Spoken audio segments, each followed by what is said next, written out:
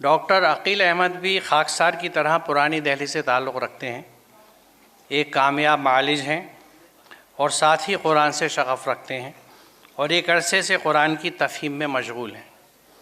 نوجوانوں کو قرآن کریم کی طرف راغب کرنے اور نوعمر طلباء میں اخلاقی اقدار کو فروغ دینے کے لیے کوشاں رہتے ہیں۔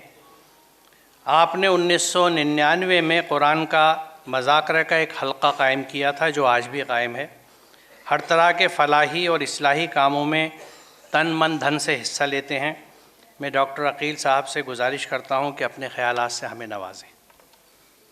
اعوذ باللہ من الشیطان الرجیم، بسم اللہ الرحمن الرحیم۔ السلام علیکم ورحمۃ اللہ وبرکاتہ۔ آج ہماری امت مسلمان کس طرح کے مسائل سے دوچار ہے اور کس کس پلیٹ فارم سے ہمیں چیلنج کا سامنا ہے۔ پوری دنیا میں دیکھیں تو ہر کنٹری میں مسلمانوں کے سامنے جو چیلنجز ہیں، جو پریشانیاں ہیں، وہ ایک الگ ہی قسم کی ہیں۔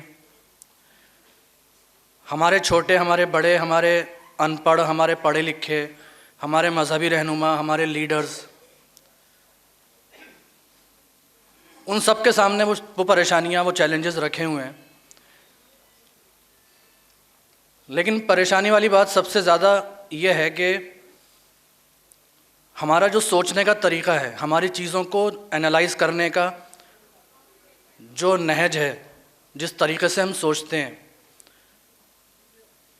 اس میں کوئی فرق نہیں ہے کسی پڑھے لکھے اور کسی ان پڑھ آدمی میں۔ ابھی پچھلے دنوں کی بات ہے، میں راستے سے گزر رہا تھا تو ایک شخص کیلے بیچ رہا تھا۔ کیلے کے ٹھیلے، فروٹس کے ٹھیلے لگے ہوتے ہیں، اور ان کی مجھ سے کافی زیادہ عمر تھی۔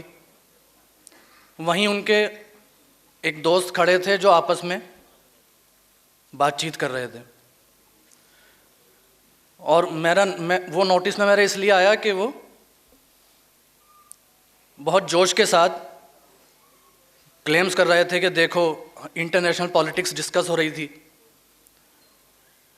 کہ ایران جنگ میں کب کودے گا اور فلاں کنٹری کب آئے گی اور وہ کیا کر سکتا ہے اور وہ کیوں نہیں کر رہا اور یہ ایسے ہینڈل ہوگا اور یہ ایسے ٹیکل ہوگا۔ تو وہ جو مکالمہ میں نے سنا، اگر یہی ٹاپک، جس ٹاپک پہ وہ دو لوگ بات کر رہے تھے، آپ ان لوگوں کے سامنے رکھ دیں جو بڑے ڈاکٹرز ہیں، مسلمان ہیں، سپریم کورٹ میں بڑے وکیل ہیں، یا یونیورسٹی میں بڑے لیکچررز ہیں، تو وہ وہی نہج، اسی طریقے، اسی لہجے اور انہی دلیلوں کے ساتھ بات کرتے ہیں جو مجھے وہاں سننے کو ملی۔ اس کا مطلب کیا ہے کہ یا تو وہ غریب ان پڑھ جو کچھ پھل بیچ کے سامان خرید رہا ہے، یا تو اس کا انٹلیکچوئل لیول اتنا زیادہ ہے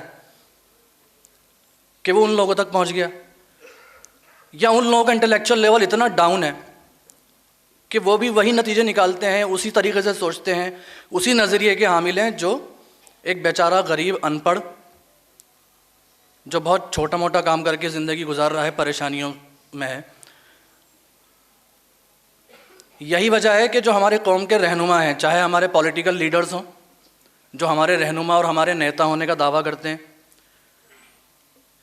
یا ہمارے مذہبی رہنما ہوں جو ہماری دنیا اور آخرت کامیاب کیسے ہوگی یہ بتانے کا دعویٰ کرتے ہیں، یا وہ ہائیبرڈ نسل ہو جو نیتا گری میں بھی ہیں اور مذہبی رہنمائی کے اندر بھی ہیں، ان سب کے پاس ہماری پریشانیوں کا اس وقت کوئی حل نہیں ہے۔ کیوں نہیں ہے؟ کیونکہ ہم ایز اے امت، ہم ایز پوری قوم کی حیثیت سے انٹلیکچوئل پروسیس میں اتنا پیچھے جا چکے ہیں کہ ہمیں مسئلے کا حل تو پہنچنا بہت دور کی بات ہے، ہمیں یہ غور کرنا بھی نہیں آتا کہ کسی مسئلے کو کیسے ہینڈل کیا جاتا ہے۔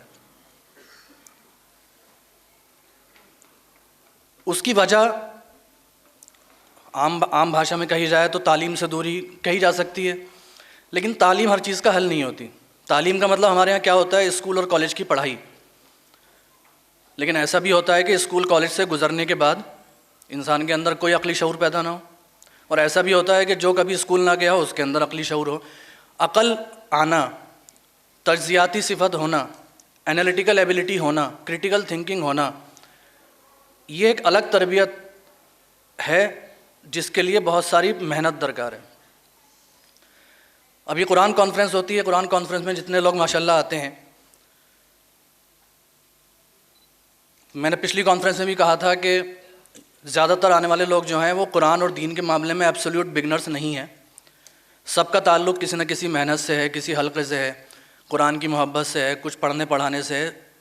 تو یہاں جو لوگ آتے ہیں ان کے بارے میں یہ کہا جا سکتا ہے کہ وہ ایبسلیوٹ بگنرز تو بالکل نہیں ہیں۔ تو ہم ہی لوگوں کو یہ سوچنا ہوگا کہ ہم اپنے ہر چیز کو بامقصد کیسے بنائیں۔ کانفرنس ہو رہی ہے، کانفرنس کی حاضری ہوتی ہے، سال میں ایک بار یہ موقع ملتا ہے، جو دین کا کام کرنے والے ہیں ان کو آپس میں نیٹ ورکنگ کا ایک موقع ملتا ہے، ایک دوسرے کو جاننے کا موقع ملتا ہے، انرجی ملتی ہے۔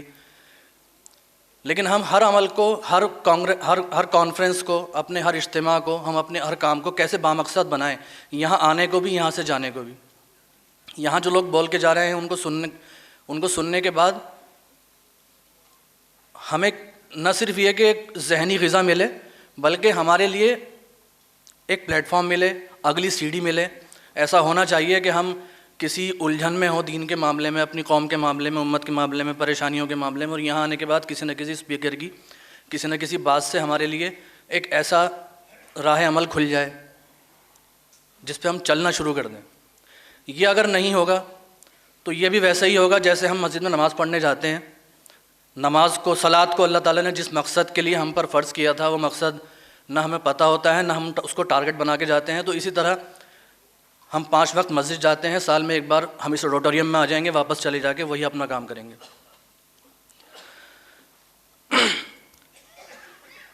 تو ڈاکٹر کامران کے بارے میں جو میں نے بات شروع کی تھی، انہوں نے کچھ ٹرمز استعمال کی، بایو ایتھکس۔ اب بایو ایتھکس، ہم دعویٰ کرتے ہیں کہ ہم اللہ تعالیٰ کی ابدی رہنمائی ہمارے پاس ہے، ہم انسانیت کو بتائیں گے کہ اس کی فلاح کس میں ہے، ہم بتائیں گے کہ دنیا کیسے چلتی ہے، دنیا اور آخرت کی بھلائی کیسے ملتی ہے، یہ ہم بتائیں گے۔ لیکن ہم سے کوئی پوچھ لے کہ یہ جو کرسپر ٹیکنالوجی آئی ہے اس کے بارے میں آپ کیا کہتے ہیں، تو ہم میں سے کتنے لوگ ہیں جو اس بات کا جواب دینے کی حالت میں ہیں؟ تو یہ سوچنے والی بات ہے کہ جس دنیا کی قیادت ہم مانگ رہے ہیں، بہت سارے لوگ اس کوشش میں لگے ہیں کہ اللہ کا کلمہ بلند ہو، وہی نظام قائم ہو جو نظام مصطفیٰ نے قائم کیا تھا صلی اللہ علیہ وسلم۔ ہم لوگوں سے پاور مانگ رہے ہیں، حکومت مانگ رہے ہیں، لیکن ہمارے پاس دینے کے لیے کیا ہے؟ اگر مجھے آج حاکم بنا دیا جائے تو میں ان مسائل کو کیسے حل کروں گا؟ اور میں مذہب کی بنیاد پہ حکومت مانگ رہا ہوں، مذہب کی بنیاد پہ پاور مانگ رہا ہوں، اور مجھے دے دی جائے تو میرا مذہب اسے کیسے سولو کرے گا ان مسائل کو؟ تو یہ اتنی اہم چیز ہے، اس کے لیے کرنا کیا ہے؟ اس کے لیے صرف ایک چیز ہے اور اسے کہتے ہیں ریڈنگ۔ یہاں سے پہلی شروعات ہوتی ہے انسان کے دماغ کا ڈیولپمنٹ، اس کے اندر جو انالیٹیکل ایبیلٹی آتی ہے وہ تبھی آتی ہے جب ہم پڑھنے کا شوق ڈالیں۔ پڑھنا بہت ضروری ہے۔ اس کا مطلب اس سے اس کا تعلق نہیں ہے کہ آپ کتنی کلاسیں پڑھے ہوئے ہیں، آپ کالج میں آپ کے پاس کیا ڈگری ہے، آپ اسکول گئے تھے یا نہیں گئے تھے، آپ مدرسے سے پڑھے ہوئے ہیں یا کہاں سے پڑھے ہوئے ہیں، وہ ایک الگ چیز ہے۔ پڑھنا، کچھ بھی پڑھیے، جس زبان کے اندر آپ پڑھ سکتے ہیں اس زبان کے اندر پڑھیے، چاہے تاریخ ہو، قوموں کی تاریخ پڑھیے۔ قرآن نے بھی اپنا ایک قانون عروج و زوال، ابوالکلام آزاد نے پوری کتاب لکھی قرآن کا قانون عروج و زوال، کہ کوئی قوم کیسے عروج پہ جاتی ہے، کیسے زوال پہ آتی ہے۔ کتنے ہی رائٹرز ہیں جنہوں نے اس موضوع پہ کتاب لکھی ہے کہ اسباب زوال امت۔ ایک کتاب میں نے پڑھی، قافلہ کیوں لٹا۔ اور اب یہ سارا مٹیریل پڑھنے کے بعد پھر قرآن کو بھی دیکھیے کہ قرآن کیا وہ مسائل، وہ اصول، وہ قوانین آپ کے سامنے رکھتا ہے۔ تو سب سے پہلے کام جو ہمیں کرنا ہوگا خود پڑھنے کی عادت ڈالنی ہوگی. جو بڑے بڑے بزنس مین ہیں ان کے بارے میں بتایا جاتا ہے کہ ان کی سب سے کامن چیز جو سارے کامیاب مالدار بزنس مین لوگوں میں ہوتی ہے کہ وہ کم از کم ہفتے میں ایک بک ختم کرتے ہیں, وہ ایک کتاب پڑھتے ہیں. اور مجھے آپ کے سامنے بولنے کے لیے کھڑا کیا گیا باوجود اس کے کہ نہ میں کوئی اسکالر ہوں, نہ میں مدرسے سے فارغ ہوں, نہ میں نے کوئی انجمن بنائی ہے, نہ میں تبلیغ کا آدمی ہوں. آپ کے سامنے کچھ باتیں رکھنے, کچھ سبق سیکھنے کے بعد سنانے کا موقع اس لائق کیوں ہوا؟ کیونکہ پڑھا. اور پڑھتے ٹائم ایک اصول اپنے ذہن سے نکال دیجئے کہ کون سی کتاب پڑھنی ہے اور کون سی کتاب نہیں پڑھنی. یہ بہت اہم بات ہے, کیونکہ آپ ہر کتاب کے پڑھنے کا ایک وقت ضرور ہوتا ہے, لیکن آپ یہ فیصلہ نہیں کر سکتے کہ اس کتاب کو میں زندگی بھر نہیں پڑھوں گا. یہ منع کیا گیا. پڑھیے, پہلے خود پڑھنا شروع کیجئے. جو یہاں میری عمر کے لوگ ہیں, مجھ سے زیادہ عمر کے لوگ ہیں, بڑے لوگ ہیں, بچوں کی فکر چھوڑ دیجئے, پہلے آپ خود پڑھیے. ٹارگٹ بنائیے کہ ہفتے میں 10 دن میں مہینے میں کم از کم کوئی ایک کتاب ختم کرنی ہے. اس کے بعد ہمارے اندر وہ انالیٹیکل ایبیلٹی پیدا ہوگی. پھر شاید ایک فرق آنا شروع ہو جائے کہ ہمارے ایک بڑے عالم, ایک بڑے رہنما اور ایک غریب ان پڑھ کی انالیسس کے اندر فرق ہو, ہمارے سامنے کوئی لائحہ عمل لایا جا سکے. آج کا جو میرا موضوع ہے قرآن کانفرنس میں بات رکھنے کا,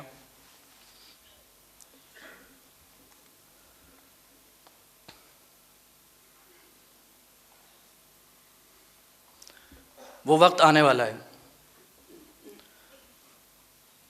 آپ تصور کیجئے کہ آج سے 1500 سال پہلے کے عرب مکے کے شہر میں جب محمد صلی اللہ علیہ وسلم کی پیدائش ہوئی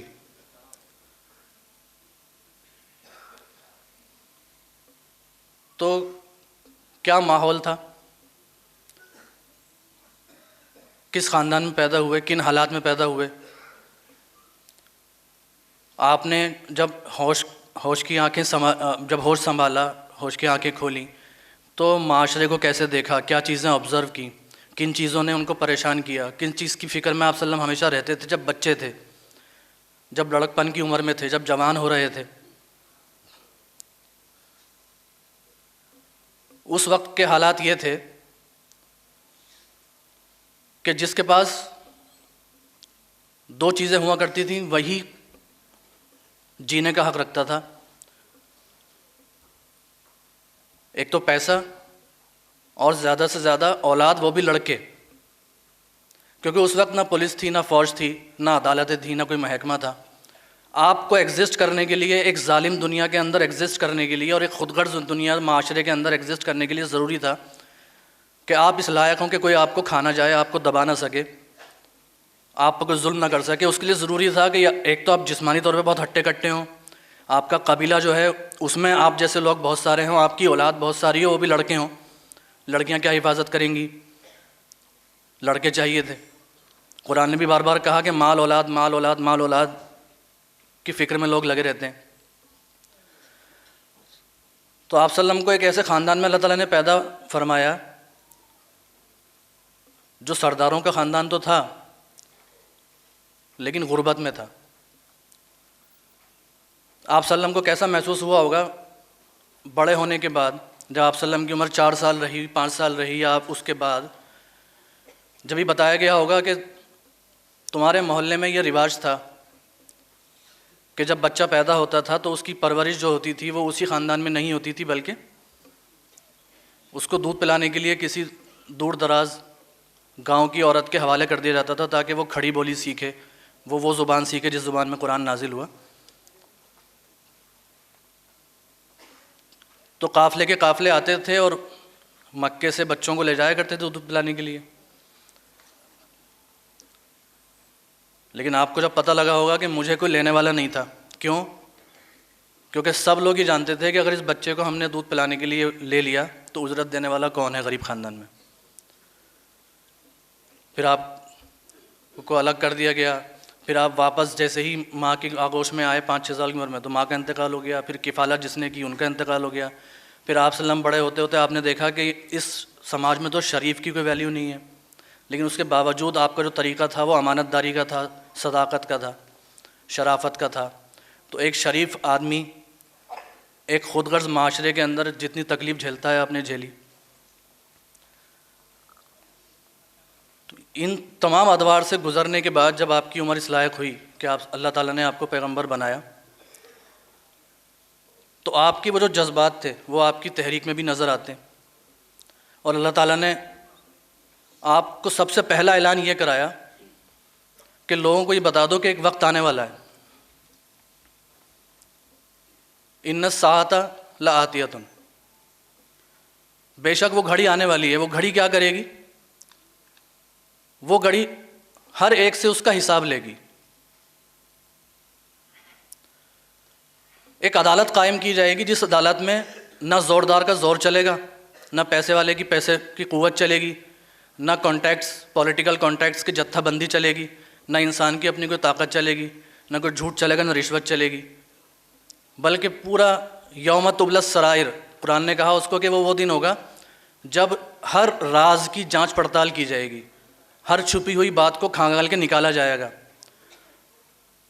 اور قرآن کہتا ہے، اللہ تعالیٰ فرماتا ہے کہ ہر انسان اس دن اللہ کے سامنے بے پردہ ہوگا. بے پردہ ہونے کا مطلب بے کپڑا ہونا نہیں ہے. بے پردہ مطلب اللہ تعالیٰ کے سامنے اس کا کوئی عمل چھپا نہیں ہوگا.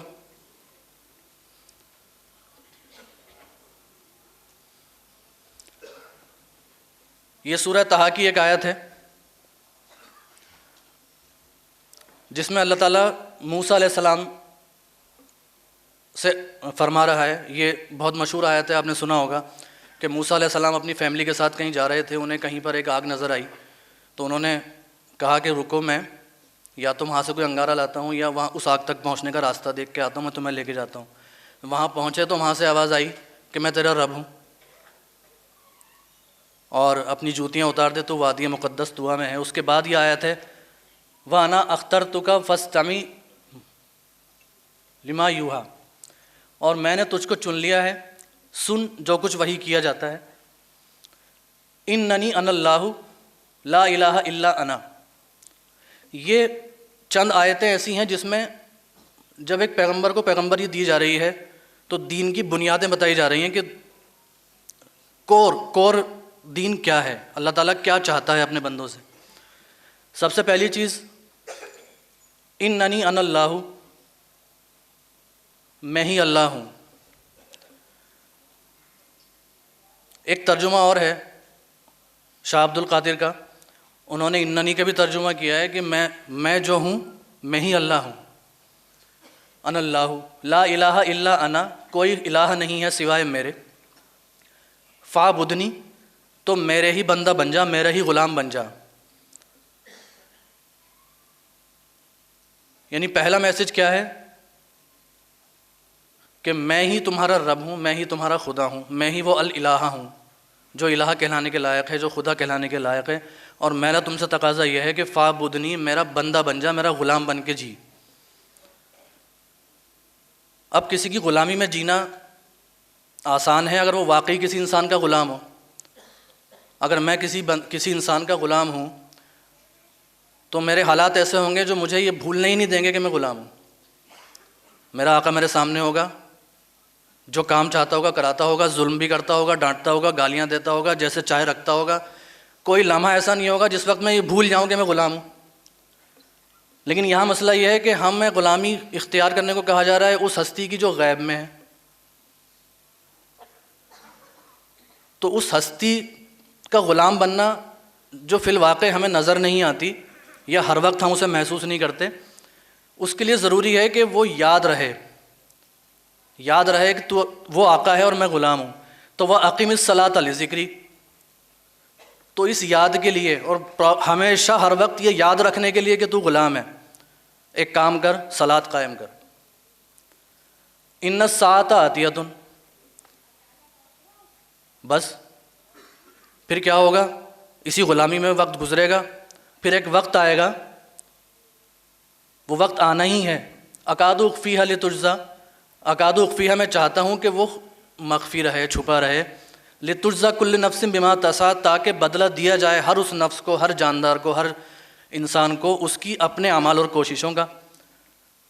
فلا یصدنک عنہا من لا یؤمن بہا واتبع ہواہ فتردی، اور یہ یاد رکھنا اے پیغمبر، جو اس کو نہیں مانتا کہ وہ غلام ہے یا بندہ ہے یا وہ وقت آئے گا، وہ عدالت لگے گی، جو اس بات کو نہیں مانتا، وہ کہیں تمہیں اس دن کی فکر سے پھیر نہ دے، روک نہ دے۔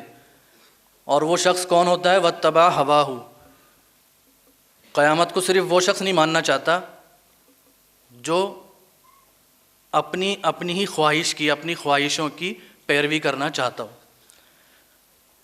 فتردی، اگر ایسا ہوا تو تم ہلاک ہو جاؤ گے۔ ان آیتوں کے اندر آپ نے دیکھا اللہ تعالیٰ نے کیا فرمایا کہ میں اللہ ہوں، تو بندہ بن جا، اس بندگی کو دھیان رکھنے کے لیے، یاد رکھنے کے لیے، قائم رکھنے کے لیے صلاۃ قائم کر، اور صلاۃ اسی یاد دہانی میں، اسی بندگی کے اندر زندگی گزارنے کے بعد ایک وقت آئے گا، اس کو یاد رکھ اور اس پہ یقین کر۔ یہ دین کی بنیاد اس میں بتا دی گئی۔ ایک اور آیت ہے سورہ انبیاء کی، وَلَقَدْ آتَيْنَا مُوسَىٰ وَهَارُونَ الْفُرْقَانَ وَضِيَاءً وَذِكْرًا لِلْمُتَّقِينَ، اور ہم دے چکے موسیٰ کو اور ہارون کو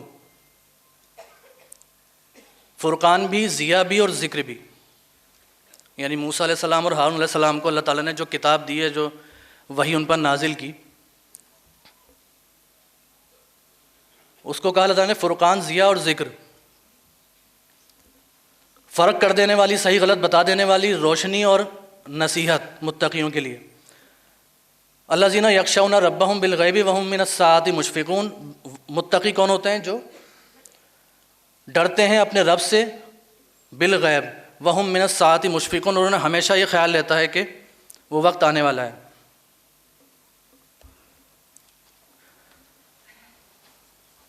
تو یہ بات تو آپ کے سمجھ میں آ گئی کہ اللہ تعالیٰ کا جو دین اللہ نے نازل کیا اپنے پیغمبروں پہ اور محمد صلی اللہ علیہ وسلم پہ اور ہمیں دیا، اس کی اہم ترین چیز کیا ہے؟ اصل چیز قیامت ہے، اصل چیز الساعت ہے، اور اسی سے سب چیزیں جڑی ہوئی ہیں۔ اللہ پر یقین بھی، اللہ کو ایک ماننا بھی، رسول کی رسالت بھی، کیونکہ ہر انسان کو یہ یاد رہنا چاہیے اس کو زندگی گزارنی ہے تو اس کے بعد اس کو جواب دینا ہے۔ کب، کہاں جواب دینا ہے؟ ایک وقت آئے گا جب کیا ہوگا؟ پورے قرآن کے اندر اس کی ہم چند آیتیں دیکھیں گے ابھی۔ وہ عدالت لگے گی، اس عدالت میں انصاف کون کرے گا؟ ہمارا رب کرے گا، وہ خدا ہے۔ اور وہ خدا کون ہے؟ وہ اکیلا ہے، یعنی وہ عدالت کس کے ذریعے لگائی جائے گی؟ جو اکیلا ہے، اس کے ساتھ کسی کی شرکت نہیں، اس کے فیصلوں کو کوئی انفلوئنس کرنے والا نہیں۔ یہ بات ظاہر ہونے کے بعد اللہ تعالیٰ نے اس کا ایک منظر کھینچا،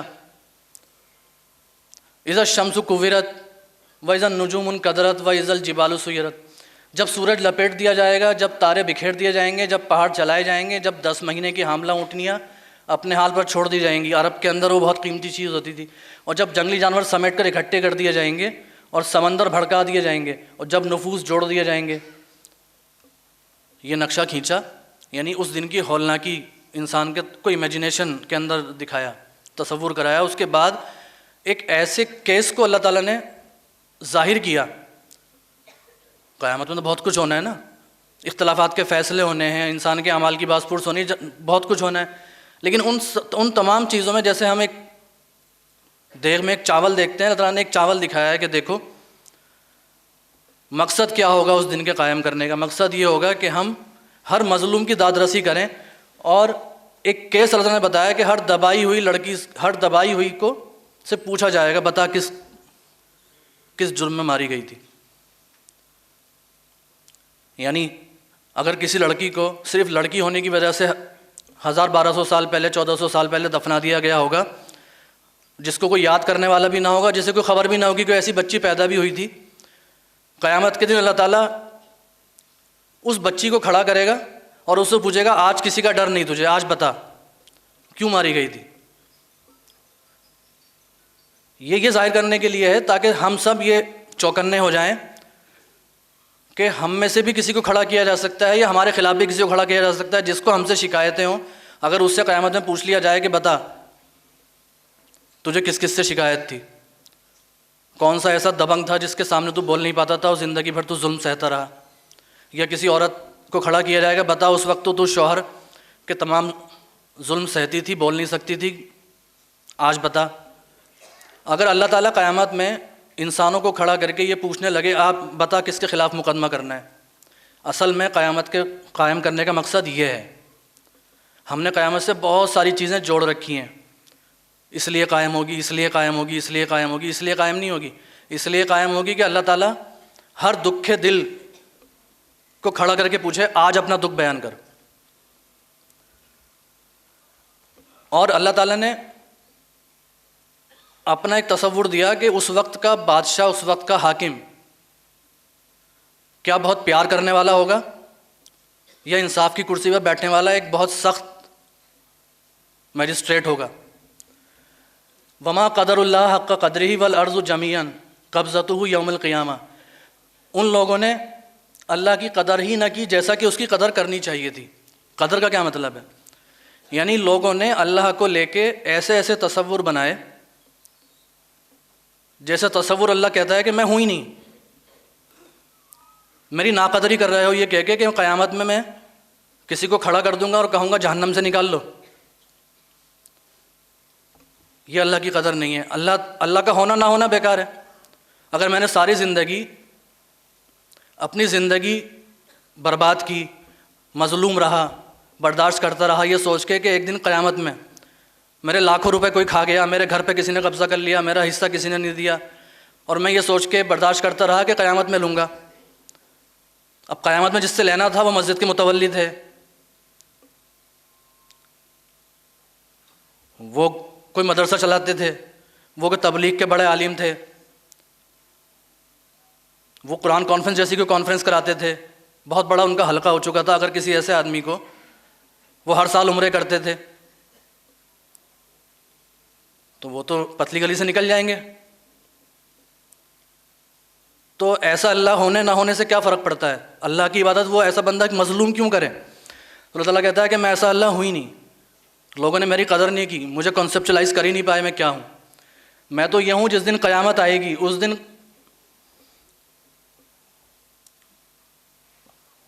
والارض جمیعا قبضتہ, اس کے زمین اس کے قبضے میں ہوگی, اس کے ہاتھ میں ہوگی, دائیں ہاتھ میں آسمان لپٹے ہوں گے. یعنی اب تصور کریں اللہ تعالیٰ جسم سے پاک ہے لیکن ایک تصور دینا چاہتا ہے کہ وہ کتنے غضب میں ہوگا. اور وہ دن سورہ غافر کی آیت ہے, وہ دن جب سب لوگ بے پردہ ہوں گے, اللہ سے ان کی کوئی بات چھپی نہ ہوگی. اس روز پکار کے پوچھا جائے گا آج بادشاہی کس کی ہے؟ سارا عالم پکار اٹھے گا اللہ کی, واحد القہار کی. یہاں پہ غفور الرحیم تو نہیں ہے. اللہ تعالیٰ غفور الرحیم ہے یہ بتانے کے موقع دوسرے ہیں. جب بات قیامت کی آتی ہے, انصاف کی آتی ہے, عدالت کی آتی ہے, تو یہ نہیں بتایا جاتا کہ اس عدالت کے اندر جو میجسٹریٹ ہے وہ بہت معاف کرنے والا ہے. یہ نہیں بتایا جاتا. یہ بتایا جاتا ہے کہ اس عدالت کے اندر جو جج بیٹھا ہے وہ انتہائی انصاف پسند ہے. جب وہ فیصلہ نافذ کرتا ہے تو کسی پر رحم نہیں کرتا.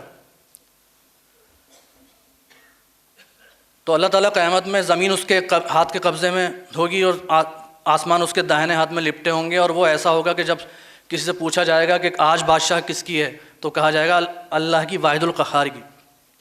اچھا, ایک لفظ بار بار اللہ آ رہا ہے یہاں پر. اللہ کے لفظ پہ غور کم لوگ کرتے ہیں. ہم یہ سمجھتے ہیں کہ جس طرح میرا نام عقیل ہے ایسے خدا کا نام اللہ ہے. لفظ اللہ جو بنا ہے وہ الالہ سے بنا ہے, لا الہ الا اللہ. یعنی اگر میں اسے کھول دوں تو لا الہ الا الالہ, کوئی خدا نہیں ہے سوائے اس کے جو سچا خدا ہو. کوئی خدا نہیں ہے سوائے اس کے جو واقعی خدا ہے. تو الالہ کو ہم کنسائز ورڈ بنا کے اللہ کہہ دیتے ہیں.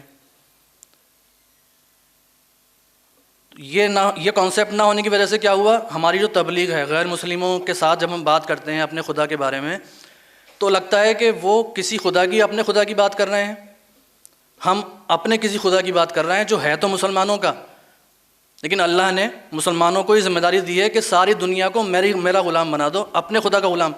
ہم اپنے خدا کی طرف بلانا نہیں چاہتے، ہم چاہتے ہیں کہ لوگ اپنے خدا کی طرف جائیں، میرے خدا کی طرف نہ آئیں۔ وہ لفظ اللہ کے اندر چھپا ہوا ہے۔ اب یہ جو آپ نے تصور دیکھا کہ دین کی اہم ترین بنیاد الساعت ہے، قیامت ہے۔ اچھا، ایک اعتراض یہاں پہ یہ بھی اٹھ سکتا ہے کہ آپ نے جو آیتیں پیش کی اس میں بنی اسرائیل کا ذکر تھا، موسیٰ علیہ السلام کی قوم کا ذکر تھا، ان سے کہا گیا تھا۔ لیکن اگر ہم غور کریں گے تو ہمارے قرآن کے اندر بہت زیادہ بڑے ویریڈ انداز کے اندر اس سے زیادہ کہا گیا ہے۔ کہیں اللہ تعالیٰ نے اس کو یوم التغابن کہا، یوم الطلاق کہا۔ یہ طلاق جو ہے وہ تے والی طلاق ہے، توئیں والی طلاق نہیں ہے۔ تے والی طلاق جو ہے اس کا مطلب ہوتا ہے ملاقات کا دن۔ یوم الحسرت کہا، جس دن لوگوں کو حسرت ہوگی۔ اور وقت صرف ہوگا اس لیے میں وہ آیتیں نہیں پیش کر رہا، آپ قرآن پڑھنا شروع کر دیں، آپ کو کوئی قرآن کا کوئی ایک صفحہ مشکل سے ایسا ملے گا، چند صفحات، جس پہ قیامت کا ذکر ڈائریکٹ نہیں ہوگا، انڈائریکٹلی ہوگا۔ تو وہ تصور جو آپ نے دیکھا دین کی بنیاد ہے، انصاف کا دن ہے۔ اب انسانوں کے ساتھ مسئلہ یہ پیش آ گیا کہ اس انصاف سے بچا کیسے جائے۔ اس کے بچنے کے الگ الگ لوگوں نے الگ الگ راستے نکالے۔ مشرکوں نے الگ نکالے، اہل کتاب نے الگ نکالے، مسلمانوں نے الگ نکالے۔ ہم سب مل کے قیامت کے دن کو بے اثر کرنا چاہتے ہیں اور اللہ تعالیٰ کے انصاف کو دھوکہ دینا چاہتے ہیں۔ یہ بہت سخت الفاظ لگ رہے ہوں گے آپ کو، لیکن آپ غور کریں گے تو آپ کہیں گے بالکل ٹھیک ہے۔ شفاعت کا عقیدہ، مشرک جن ہستیوں کو پوچھتے تھے انہیں وہ آج بھی شرک کرنے والے جانتے ہیں کہ گاڈ الگ چیز ہے اور ڈائٹی الگ چیز ہے، دیوی دیوتا الگ ہوتے ہیں اور پرم ایشور الگ ہوتا ہے۔ تو وہ لوگ بھی جانتے تھے کہ اس کائنات کا ایک پرم ایشور ہے، اسے دھوکہ نہیں دیا جا سکتا۔ جب ان سے کہا جاتا تھا کہ پھر ان خداؤں کی، ان مورتیوں کی، ان فرشتوں کی، ان جنات کی، ان پہاڑوں کی پوجا کیوں کرتے ہو، تو وہ کہتے تھے صرف اس وجہ سے یہ لوگ اللہ کے سوا ان کی پرستش کر رہے ہیں جو ان کو نہ نقصان پہنچا سکتے ہیں نہ نفع، اور کہتے یہ ہیں کہ یہ اللہ کے ہیں، ہمارے سفارشی ہیں۔ یعنی ایک بیک ڈور، ایک جیک لگانے کی کوشش کی جا رہی ہے کہ اللہ جو پرم ایشور ہے، جو اللہ ہے، لفظ اللہ وہیں سے آیا ہے۔ آپ صلی اللہ علیہ وسلم نے پیش نہیں کرا لفظ اللہ کو، نہ قرآن نے پیش کرا۔ اگر جس زمانے میں قرآن نازل ہوا اس زمانے میں اس پرم ایشور کو اگر کوئی اور لفظ سے پکارا جا رہا ہوتا، قرآن نے بھی اس کو اختیار کر لیا ہوتا۔ ساری چیزیں پیچھے سے آئی ہیں، پہلی بار پیش نہیں کرا قرآن نے۔ تو وہ کہتے ہیں یہ ہمارے شفاع ہیں، یہ ہمارے سفارشی ہیں اللہ کے ہاں۔ یعنی اس کا مطلب وہ جانتے ہیں کہ اللہ ان کے ساتھ انصاف کرنا چاہتا ہے، ان کو سزا دینا چاہتا ہے۔ بچنے کا طریقہ یہ ہے کسی سفارشی کو پکڑ لو، کہو اے محمد صلی اللہ علیہ وسلم، ان سے کہو کیا تم اللہ کو اس بات کی خبر دیتے ہو جسے وہ نہ آسمانوں میں جانتا ہے نہ زمین میں؟ یعنی جو چیز ایگزسٹ ہی نہیں کرتی تم اس کی خبر دے رہے ہو اللہ تعالیٰ کو۔ ایسا کچھ سفارشی ہے ہی نہیں جو اللہ تعالیٰ جب انصاف کرنے بیٹھے تو اس کے انصاف کو انفلوئنس کر دے، ایسا کوئی سفارشی ہے ہی نہیں۔ سبحانہ و تعالی عما یشرکون، وہ پاک ہے ایسی عدالت سے۔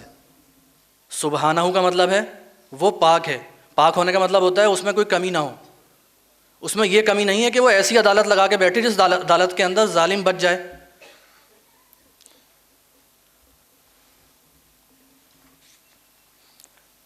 یہ سورہ بقرہ کی آیت ہے،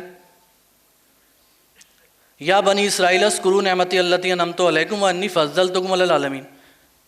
اے بنی اسرائیل، اچھا بنی اسرائیل کا ذکر بار بار کیوں آ رہا ہے؟ یہ بڑا اہم ٹاپک ہے کہ قرآن کے اندر یہودیوں کی، اہل کتاب کی جو ہمیں برائیاں نظر آتی ہیں، اس کا مقصد کیا ہے؟ وہ اس لیے کہ یہودی بہت گندے ہوتے ہیں، یا عیسائی بہت برے ہوتے ہیں، یا مشرک بہت خراب ہوتے ہیں۔ بنی اسرائیل کا تذکرہ کر کے سورہ بقرہ کے اندر جو لوگ جانتے ہیں، جو تفسیر یا ترجمہ کے حلقے سے جڑے ہوئے ہیں، انہیں پتہ ہے کہ سورہ بقرہ جو 286 آیتوں کی صورت ہے اور 2.5 پارے کی صورت ہے، اس کے اندر تقریباً آدھی صورت کے اندر تو صرف یہی موضوع چلتا ہے، اہل کتاب کے یہاں یہ ہوا، اہل کتاب کے علماء نے یہ کرا، اہل کتاب کے پبلک نے یہ کرا، انہوں نے یہ کرا، انہوں نے یہ کرا، یعنی یہودیوں کی برائی۔ وہ برائی نہیں ہے، وہ یہ آئینہ دکھایا جا رہا ہے کہ دیکھو مسلمانوں کہ تم اب امت بن رہے ہو، پہلی بار نہیں بن رہے، ہم یہ کام پہلے بھی کر چکے ہیں، ہم نے پیغمبر، کتاب، شریعت پہلی بار نازل نہیں کی، اس سے پہلے کئی بار نازل کر چکے ہیں، اور جو کام ہم تمہیں دے رہے ہیں لوگوں تک بات پہنچانے کا، یہ اس سے پہلے اس قوم کو دیا تھا، اس قوم نے کیا کیا کیا ہے وہ دیکھ لو، کہیں ایسا نہ ہو کہ تم بھی یہی کام کرنے لگو اور پھر یہی ہوگا تمہارے ساتھ جو انہوں نے کرا ہے۔ اس لیے اللہ نے پوری تفصیل کھینچی ہے، یکتبون الکتاب بایدیہم یقولون ھذا من عند اللہ، کہ ان یہودیوں کے اندر تو ایسے ایسے لوگ بھی ہیں، مذہبی پیشوا بھی ہیں کہ کتاب لکھتے اپنے ہاتھ سے ہیں، کہتے ہیں یہ اللہ کی طرف سے۔ اس سے کیا مطلب کہ میں آپ سے کہوں کہ جی قرآن سمجھنا آپ سب کے بس کی بات نہیں ہے، میں نے اس کا کورس کرا ہے، میں نے اس کو سمجھا ہے، سمجھنے کے بعد میں آپ کے آسانی کے لیے ایک کتاب لکھ دیتا ہوں، اس کتاب کو پڑھ لو، قرآن کی پڑھنے کی ضرورت نہیں ہے۔ تو یہ میں کتاب دیتے وقت کہوں کہ یہ میری کتاب نہیں ہے، یہ قرآن میں جو کچھ تھا وہی لایا ہوں، یہ اللہ ہی کی کتاب سمجھنا۔ تو یکتبون الکتاب بایدیہم، لکھتے اپنے ہاتھ سے ہیں، کہتے ہیں یہ اللہ کی طرف سے۔ تو میری کہی ہوئی کوئی بات، یہاں تک کہ قرآن پڑھ کے میں آپ کو کوئی بات سمجھا رہا ہوں تو آپ یہ مت سمجھیے گا کہ وہ اللہ کی بات ہے، یہ آپ کی ذمہ داری ہے یہ کھنگالنا کہ میں جو کہہ رہا ہوں کہ وہ واقعی اللہ کی بات ہے یا نہیں ہے، اس کا میں ذمہ دار نہیں ہوں، کیونکہ میں جو دین سمجھ رہا ہوں وہ دین پہنچا رہا ہوں، اور یہ دین نہیں ہوتا، یہ دین کی تعبیر ہوتی ہے۔ یہ سمجھنا بھی مسلمانوں کو بہت ضروری ہے کہ ہم تک جو دین پہنچا ہے وہ دین نہیں ہے، وہ دین کی کوئی ایک تعبیر ہے۔ تعبیریں بہت الگ الگ ہیں، کوئی دیوبندی تعبیر ہے، کوئی بریلوی تعبیر ہے، کوئی غیر مقلدانہ تعبیر ہے، کوئی صوفیانہ تعبیر ہے، تعبیرات ہیں، یہ فلٹرز ہیں، دین نہیں ہے۔ دین تو اللہ کی کتاب کے اندر ہے، اس کو سمجھ کے اگر میں بھی آپ کو سمجھاؤں گا تو یہ ایک تعبیر ہوگی، یہ دین نہیں ہوگا۔ دین آپ کو خود، آپ کا تعلق خود ہونا چاہیے کتاب سے، میرے ذریعے نہیں ہونا چاہیے۔ اس لیے بار بار بنی اسرائیل کا ذکر آ رہا ہے۔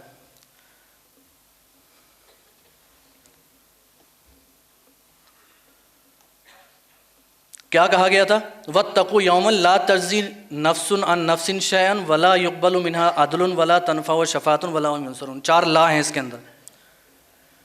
اس دن سے ڈرو۔ مشرک کی بات آپ دیکھ چکے ہیں نا، مشرک کیا کرتے تھے؟ بتوں کو سفارشی سمجھتے تھے۔ اہل کتاب کیا کرتے تھے؟ ان کے ہاں بھی ایسے عقیدے تھے جیسے ہمارے ہاں ہیں۔ تو ان سے کیا کہا جا رہا ہے؟ اس دن سے ڈرو جس دن نہ جزا ہوگی، نہ عدل ہوگا، نہ شفاعت ہوگی، نہ مدد ہوگی۔ جزا کا مطلب کیا؟ لا تجزی نفس عن نفس، کوئی شخص کسی شخص کے کام نہیں آئے گا، کسی کے بدلے میں کسی کو سزا نہیں دی جائے گی، کسی کے کیے کا فائدہ کسی کو نہیں پہنچے گا، سب اپنے اپنے ذمہ دار ہوں گے۔ لا تجزی ولا یقبل منها عدل، نہ عدل، نہ بدلہ لیا جائے گا کسی بھی طریقے سے۔ عدل کہتے ہیں عدل کا بدل، عدل منها، ولا تنفع شفاعت، نہ سفارش، شفاعت کوئی فائدہ پہنچائے گی، ولا هم ينصرون، نہ کوئی مدد کی جائے گی۔ 4 لا ہیں اس کے اندر، اس کو میں نے ہائی لائٹ کیا تھا۔ 4 لا ہیں، یہ بہت اہم بات ہے۔ یہ سورہ انعام کی آیت ہے، وَأَنذِرْ بِهِ الَّذِينَ، اور اے محمد صلی اللہ علیہ وسلم قرآن کے ذریعے سے ان لوگوں کو نصیحت کرو جو اس بات کا خوف رکھتے ہیں کہ اپنے رب کے سامنے کبھی اس حال میں پیش کیے جائیں گے کہ اس کے سوا وہاں کوئی ایسا ذی اقتدار نہ ہوگا جو ان کا حامی و مددگار ہو یا ان کی سفارش کرے، تاکہ اس نصیحت سے وہ تقوی اختیار کر سکیں۔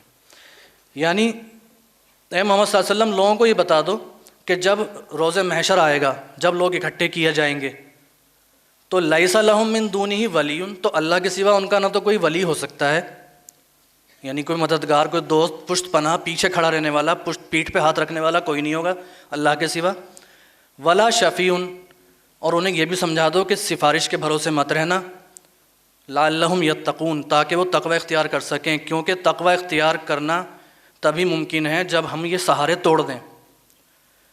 اگر ہمیں یہ سہارا یاد دلا دیا جائے کہ کتنا ہی ہولناک دن ہو، کیسی ہی تباہی ہو، اذا جاءت الطامۃ الکبریٰ، قرآن نے کہا کہ جب وہ تباہی آئے گی جو بہت بڑی تباہی ہے، کتنی ہی بڑی آ جائے، لیکن تم سیف ہو کیونکہ تمہارے پاس ہم یہ چیز دے رہے ہیں، کچھ بھی ہو سکتی ہے وہ چیز، اسی پہ ہم بات کر رہے ہیں آج، کیا کیا چیزیں ہو سکتی ہیں۔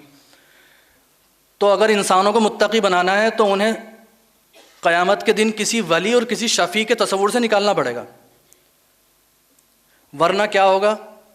اگر آپ اسی عقیدے کو جو ہم نے بچپن سے سیکھا ہے اگر اختیار کیے رہنا چاہتے ہیں تو کیے رہیے، پھر ہم سب کے ساتھ یہی ہوگا کہ ہم پر جس نے ظلم کیا ہوگا، ہمارا حق جس نے کھایا ہوگا، قیامت میں اس کا چہرہ نظر آئے گا، ہم اس کے خلاف اللہ کی طرف، اللہ کے سامنے اشارہ کریں گے تو اللہ تعالیٰ کہے گا نہیں جی اس کو ہاتھ مت لگانا، اس نے 10 عمرے کر رکھے ہیں، اس نے کئی حج کر رکھے ہیں، حج بدل کر رکھے ہیں اپنے والدین کے، اور پتہ نہیں کیا کیا کر رکھا ہے، اس کو نہیں چھیڑ سکتے ہم، اب تم برداشت کر لو۔ اگر ہم چاہتے ہیں کہ ہمارے ساتھ یہی ہو تو ہم وہ عقیدہ رکھ سکتے ہیں۔ سورہ یونس کی آیت ہے ان ربکم اللہ الذی، حقیقت یہ ہے کہ تمہارا رب وہی خدا ہے جس نے آسمان و زمین کو 6 دنوں میں پیدا کیا، پھر تخت حکومت پہ جلوہ گر ہوا، اور وہی ہے جو کائنات کا انتظام چلا رہا ہے۔ کوئی سفارش کرنے والا نہیں الا یہ کہ اس کی اجازت کے بعد شفاعت کرے، یہی اللہ تمہارا رب ہے، لہٰذا تم اسی کی عبادت کرو، کیا تم ہوش میں نہ آؤ گے؟ افلا تذکرون، کیا تم نصیحت حاصل نہیں کرو گے؟ اب یہاں شفاعت پہ 2 آیتیں ہیں، 2-3 آیتیں ہیں، وہ بتا رہا ہوں کہ قرآن کیا کہتا ہے شفاعت کے بارے میں، کہ اگر کسی کی سفارش ہوگی، اگر شفاعت ہوگی تو کیا ہے وہ مسئلہ کیا ہے۔ پہلی بات یہ ہے کہ اللہ تعالیٰ بتا رہا ہے کہ ہم جس کو کہیں گے وہ سفارش کر سکتا ہے، ٹھیک ہے۔ اگلی آیت، اس روز کی سفارش کچھ فائدہ نہ دے گی مگر اس شخص کی جسے خدا اجازت دے اور اس کی بات کو پسند فرمائے۔ پہلی چیز، اللہ تعالیٰ سفارش کی اجازت دے جس کو چاہے دے۔ اس کے بعد یہ امپورٹنٹ آیت ہے کہ دنیا اور آخرت کا مالک تو اللہ ہی ہے، آسمانوں میں کتنے ہی فرشتے موجود ہیں، ان کی شفاعت کچھ بھی کام نہیں ہے۔ اب اس آیت میں ایک بات آ رہی ہے فرشتوں کی شفاعت، جو ہم نے کبھی سنی بھی نہیں۔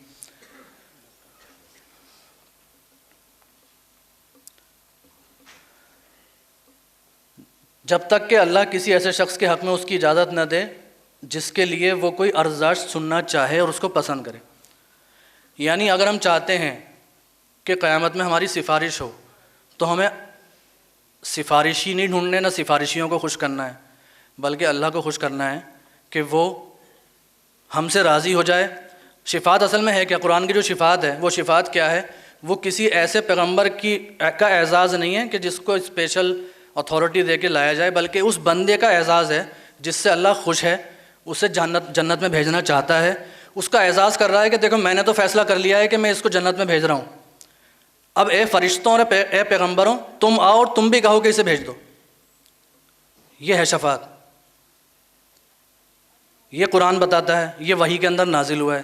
اب اس کے علاوہ اگر ہم کسی صاحب کو یہاں کھڑا کرتے ہیں شفاعت پہ 2 گھنٹے بیان کرنے کے لیے، جو 2-3 گھنٹے جو بیان ہوگا اس میں جو چیزیں آئیں گی وہ قرآن میں نہیں ہیں۔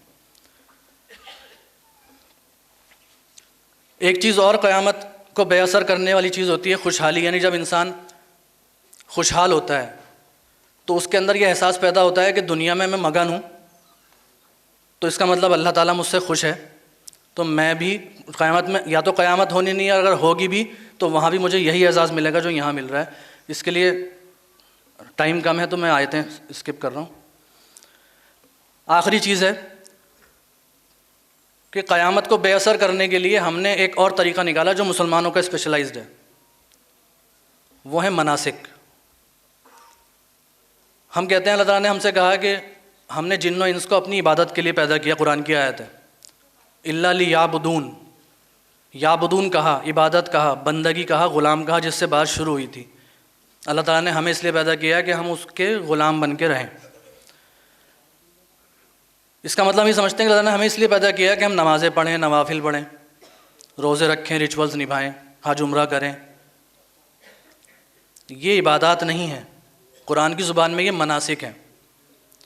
مناسک کا مطلب مناسک بنا ہے نسک سے، نسک کہتے ہیں کسی عبادت کی علامت، یعنی اگر کوئی پولیس آفیسر ہے، اس پولیس آفیسر کو نظر آنا چاہیے لوگوں کو کہ یہ پولیس آفیسر ہے، اس کے لیے اس کو دیا جاتا ہے ایک علامت۔ وہ علامت کیا ہوتی ہے؟ اس کے کپڑے، اس کی وردی، وہ نسک ہے۔ ہر پولیس آفیسر کے لیے لازم ہے کہ جب بھی وہ ڈیوٹی پہ رہے تو وہ وردی پہن کے رہے گا، لازم ہے۔ اسی طرح ہمارے لیے لازم ہے کہ ہم جب بھی بندے بننے چاہیں گے تو ہم اللہ کے آگے جھکیں گے، صلاۃ قائم کریں گے، نماز پڑھیں گے، لازم ہے۔ لیکن یہ وردی ہے۔ اب انسان ایک وردی پہن لے، صبح آئے سیلیوٹ کرے اپنے آفیسر کو، وردی پہن لے، وردی پہن کے کہیں کیفے میں جا کے بیٹھ جائے کہ میں تو یہ تو کہا گیا تھا وردی پہننی ہے، میں نے پہن لی، تو اس کا پہننا نہ پہننا بیکار ہے۔ تو جس طرح اللہ تعالیٰ نے کہا تھا اقیم الصلاۃ لذکری، اگر صلاۃ قائم کرو تو میرے یاد کے لیے کرو۔ اگر ہم مسجد میں جانے کے بعد بھی اللہ سے کنیکٹ نہیں ہو پا رہے، اور اس اللہ سے اکیلے اللہ کی بات نہیں ہو رہی، اللہ کو ہمیشہ قیامت کے ساتھ جوڑ کے دیکھنا ہے، قیامت سے الساعۃ سے کبھی بھی اللہ کو الگ کر کے نہیں دیکھنا ہے۔ ہم مسجد میں جاتے ہیں تو کس کے سامنے جھکنے جاتے ہیں؟ ہم اس یوم الدین کے مالک کے پاس جاتے ہیں۔ اس لیے سورہ فاتحہ کے بغیر نماز نہیں ہوتی، قرآن کے دوسرے حصے کے بغیر سجدہ سہو کر کے نماز ہو جائے گی۔ جب تک آپ اسے ہر رکعت کے اندر مالک یوم الدین نہیں کہیں گے، نماز نہیں ہوگی۔ تو ہم نماز پڑھنے اس لیے جاتے ہیں کہ ہم یوم الدین کے بادشاہ کے سامنے جا رہے ہیں، اس لیے ہم جاتے ہیں۔ تو ہم نے کیا کیا؟ ہم نے مناسک کا راستہ نکال لیا کہ کچھ ریچولز ایسے اختیار کر لیے اور ڈکلیئر کر دیے کہ یہ ہمیں قیامت کی ہولناکی سے بچا لیں گے۔ مسجد نبوی میں ہم 40 نمازیں پوری کر لیں گے تو جنت مل جائے گی۔